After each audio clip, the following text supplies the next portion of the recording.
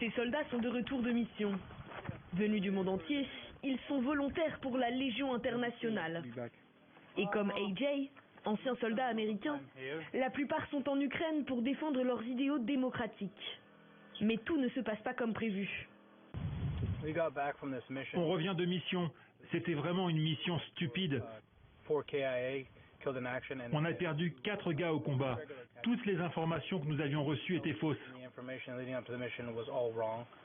À peine de retour, ils reviennent sur leurs pas pour aller chercher les affaires de leurs camarades tombés au combat.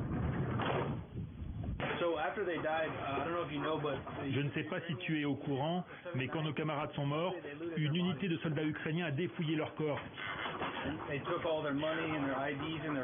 Ils ont pris leur argent, leur téléphone, leurs papiers d'identité. On a pu récupérer une partie de leurs affaires, mais on ne sait pas où est le reste, leurs sacs et leur téléphone. Pas assez préparés, équipés ou informés, les volontaires internationaux se retrouvent souvent dans ce type de situation. Alors, certains choisissent de partir. Le problème avec la chaîne de commandement, c'est qu'il n'y a pas de communication, de leadership. Certaines personnes ont l'impression que les chefs sont là pour la gloire et qu'ils n'hésiteront pas à sacrifier la vie des volontaires pour y arriver. C'est vraiment une mauvaise situation. Personne ne nous écoute.